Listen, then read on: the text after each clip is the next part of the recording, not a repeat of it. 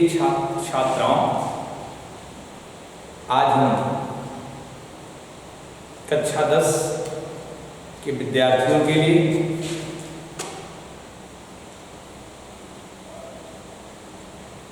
गणित विषय के अंतर्गत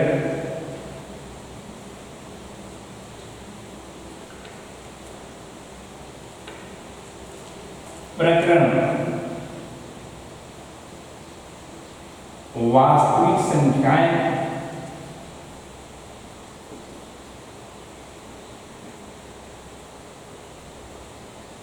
में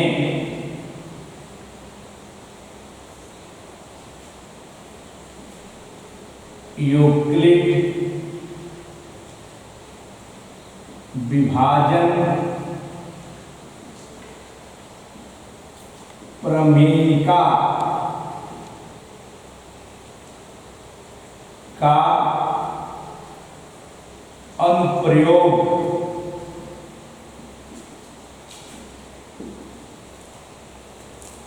की चर्चा करेंगे। पूर्व की कक्षाओं में यूक्लिड विभाजन प्रमेयिका के बारे में आपसे चर्चा की गई है।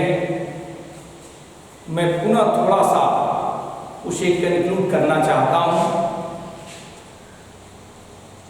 जो यूक्लिड डिवीजन एल्गोरिथम्स है वो क्या है? वो विभाजन की प्रमेयिका है जिसके अंतर्गत यदि दो संख्याएं ए व बी हों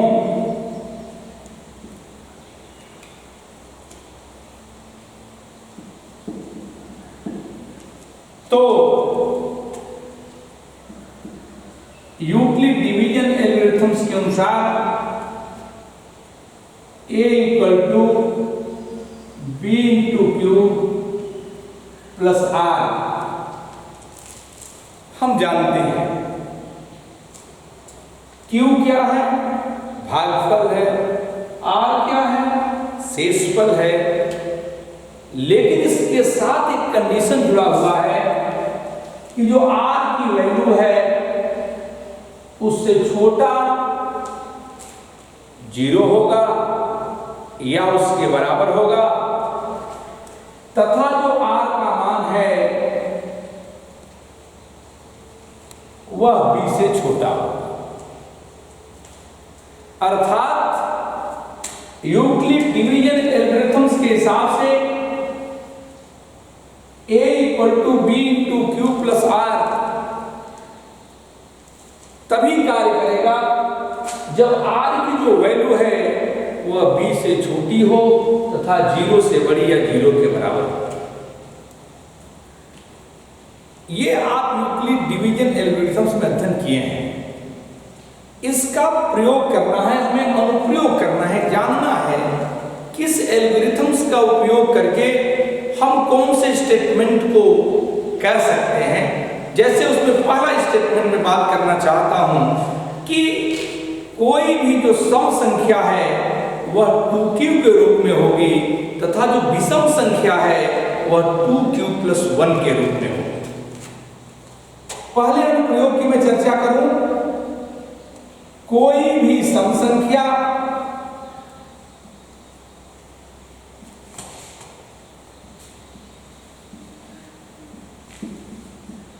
टू क्यू व विषम संख्या 2q प्लस 1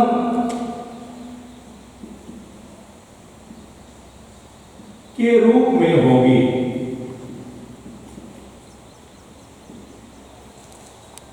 अर्थात जितनी भी संख्याएं आप पढ़े हैं उन समस्त संख्याओं में यदि आपको सम जानना है अर्थात इवन नंबर जानना है तो वह इवन नंबर का जो रूप होगा, सम संख्या का जो रूप होगा वह 2q होगा और जो विषम संख्या का रूप होगा वह 2q प्लस 1 होगा। यदि हम 2q और 2q प्लस 1 की बात करना चाहते हैं तो अर्थात हम बात करेंगे किसी भी ऐसे संख्या के लिए जहां यदि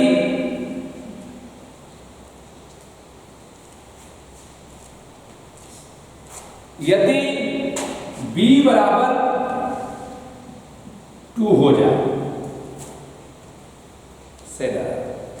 यदि b बराबर 2 हो तो ऐसी परिस्थिति में b का मान 2 हम लेते हैं, तो b का मान 2 लेने पर a को हम किस रूप में लिख सकते हैं, जिसमें यूक्लिड डिवीजन एल्गोरिथम्स का इस्तेमाल करें तो लिखेंगे a equal to 2 into Q plus r का मान हमें लिखना है, तो r का मान सर्वथा b से छोटा होना चाहिए तथा 0 के बराबर भी हो सकता है। अर्थात 0 से स्टार्ट हो सकता है, 0 से अधिक हो सकता है और b से छोटा हो सकता है। अर्थात उसे हम दो रूपों में लिख सकते हैं, एक 0 और a का मान हम लिखें तो 2q प्लस 1। चूंकि ये दो रूप ही हमने क्यों लिखा, चूंकि b का मान जब हमने 2 लिखा तो b का मान यदि 2 है तो b से छोटा जो मान होगा वह केवल संख्याओं के रूप में 0 और 1 होगा, जो आपकी पूर्ण संख्या है। तो 0 और 1 जो है तो इसके अलावा कोई दो रूप हम इसके अलावा तीसरा कोई रूप प्राप्त ही नहीं कर सकते यूक्लिड डिवीजन एल्गोरिथम्स के हिसाब से। तो ये जो दो रूप है वह a बराबर 2q प्लस 0 और a बराबर 2q प्लस 1, ये फर्स्ट है हो गया और ये सेकंड हो गया। तो a बराबर जो है इस फर्स्ट वाले को हम लिख सकते हैं इसी को a इक्वल टू 2q, और a इक्वल टू 2q यदि आपने लिखा तो a इक्वल टू 2q इस बात को प्रदर्शित करती है कि यह संख्या 2 से विभाज्य है। अर्थात a इक्वल टू 2q में संख्या 2 से विभाज्य है।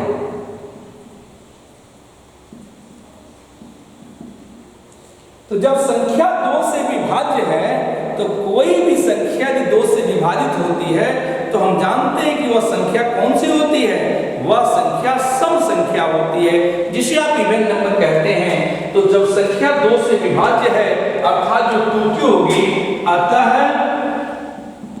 2q एक सम संख्या है।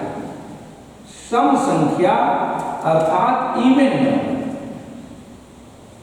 Even number. इससे क्या पता चला कि जितनी भी सम संख्याएं होंगी वह 2q के रूप में होंगी। कोई भी ऐसी संख्या नहीं है जो 2q के अलग किसी रूप में हो सके। क्यों? क्योंकि जो 2q के रूप में है तो यह जो संख्या प्राप्त हुई है वह 2 से विभाज्य है, 2 से पूर्णतः विभाजित हो सकती है, अर्थात ये सम संख्या के रूप में है। और पूर्व में भी आपने पढ़ा होगा कि संख्याओं में यदि वे संख्याएं जो सम नहीं है तो क्या होती है, विषम होती हैं। अर्थात चूंकि ये संख्या का दो ही रूप प्राप्त हो रहा था, पहला a बराबर 2q के रूप में और दूसरा a बराबर 2q प्लस 1 के रूप में, तो ये कंफर्म हो कि ये सम है, यह चूंकि 2 से विभाजित नहीं हो सकता क्योंकि शेषफल सर्वथा 1 बचेगा, इसलिए यह संख्या क्या हो जाएगी, विषम हो जाएगी। तो हम कह सकते हैं चूंकि जो a बराबर 2q प्लस 1 है तो 2q प्लस 1 2 से विभाज्य नहीं है, 2 से पूर्णतः विभाजित नहीं है, पूर्णतः विभाजित नहीं है। अर्थात आप कह सकते हैं कि वे संख्याएं जो 2 से पूर्णतः विभाजित नहीं है, इसलिए कौन सी संख्या होगी, विषम संख्या, विषम संख्या जिसे कहते हैं ऑड नंबर।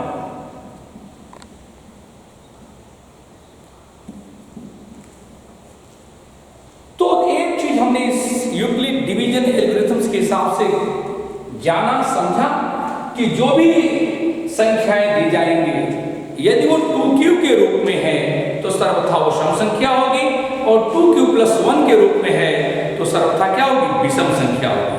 तो ऐसी परिस्थिति में यदि हम एक स्टेटमेंट कहें तो कह सकते हैं कोई भी संख्या जो 2q के रूप में है वह सर्वथा सम होती है, तथा कोई भी संख्या जो 2q + 1 के रूप में है वह सर्वथा विषम होती है। तो इस प्रकार से पहला अनुप्रयोग आपने देखा। हम दूसरे अनुप्रयोग की चर्चा भी कर रहे हैं कि इसी आधार पर दूसरा अनुप्रयोग हम क्या कह सकते हैं।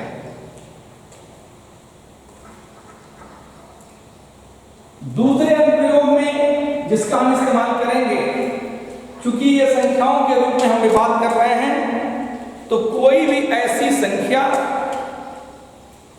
जो विषम है वो 4q + 1 4q + 3 के रूप में होती है। कोई भी संख्या, दूसरा अनुप्रयोग देखिए, विषम संख्याएं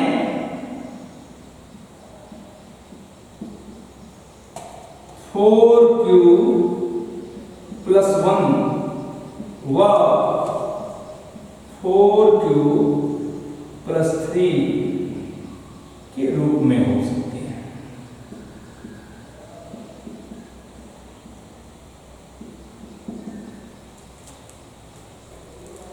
फोर क्यू + 1 और 4q + 3 विषम के रूप में होती है, हमें दिखाना है। तो आप थोड़ा गौर करें, यूक्लिड डिवीजन एल्गोरिथम के हिसाब से यदि b का मान मैंने 4 लिखा, अर्थात if b = 4, then Euclid division algorithms के हिसाब से कितनी कंडीशंस हम प्राप्त कर सकते हैं। वह पहला कंडीशन होगा a = 4q + 0। दूसरा होगा, ये पहला होगा, दूसरा होगा a = 4q + 1। तीसरा होगा a = 4q + 2 और चौथा होगा a = 4q + 3। इसके आगे आप क्यों नहीं लिख सकते a = 4q + 4? यह भी समझने की आवश्यकता है, क्यों हम 4 नहीं लिख रहे हैं। चूंकि जो यूक्लिड डिवीजन एल्गोरिथम्स है उसके हिसाब से a = bq + r, जहां r की वैल्यू b होनी चाहिए।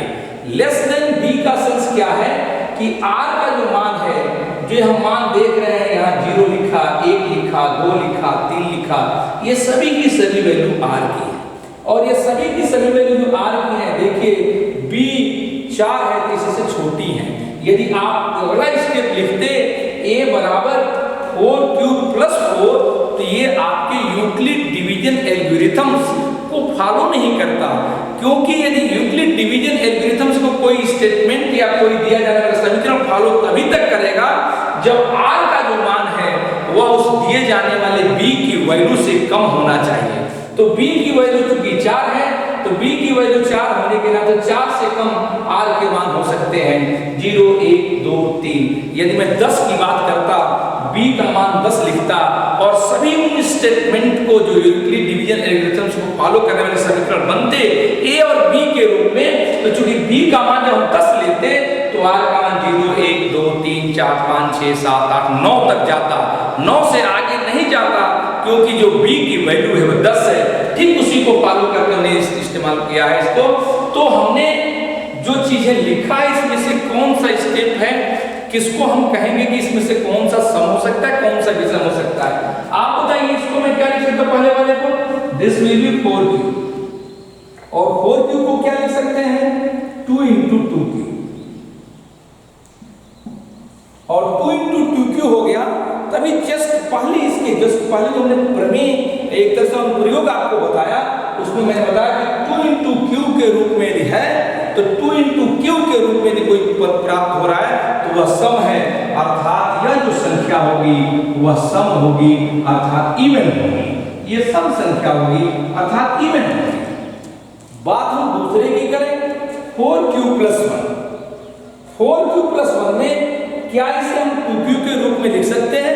नहीं लिख सकते। क्या इसे हम अन्य किसी ऐसे रूप में लिख सकते हैं जिसे 2 से कट जाए, यह भी नहीं दिखता है, क्योंकि शेषफल क्या बचेगा, 1 बचेगा, और जो एक संख्या है 2 से डिविजिबल नहीं है, तो अर्थात ये संख्या यहाँ से प्रदर्शित हो रही है कि यह संख्या 2 से डिविजिबल नहीं हो सकती, या 2 × 2q के रूप में नहीं हो सकती, अर्थात ये संख्या क्या होगी, विषम होगी, अर्थात ये जो होगी वह विषम होगी, विषम के रूप में होते हैं, विषम संख्या।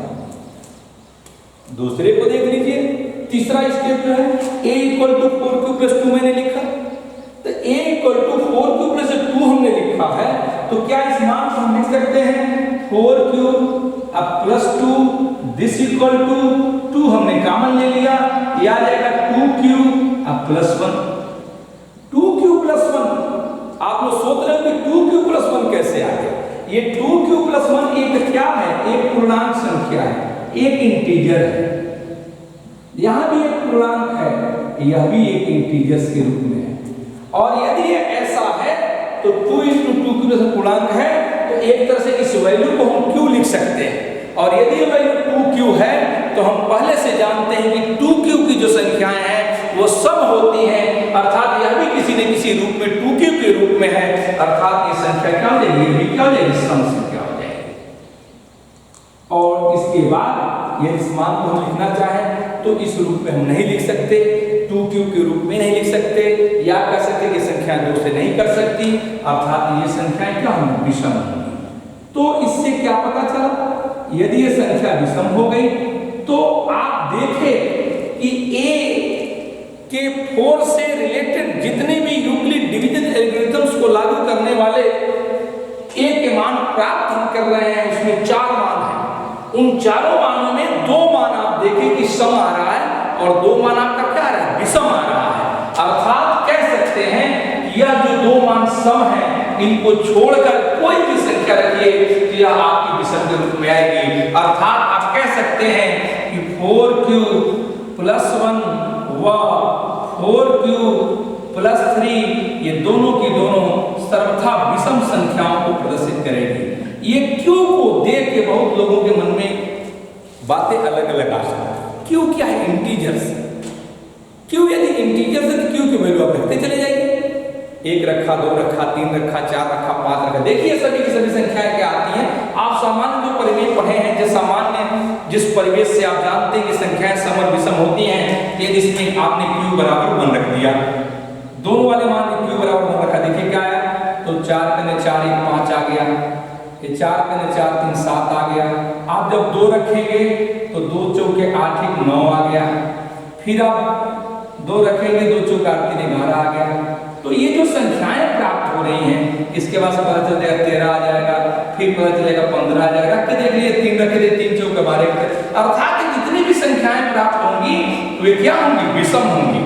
इससे एक बात जरूर स्पष्ट हुई है कि कोई भी विषम संख्या को जो रूप होगा तो हम किस रूप में लिख सकते हैं, this will be the form of 4q + 1 and 4q + 3। तो आज हम यूक्लिड डिवीजन एल्गोरिथम्स के अनुप्रयोग में 2 बातें जाने कि कोई भी संख्या यदि सम और विषम के रूप में लिखनी हो तो यदि 2q के रूप में हो तो वह सम होगी, 2q + 1 के रूप में हो तो विषम होगी।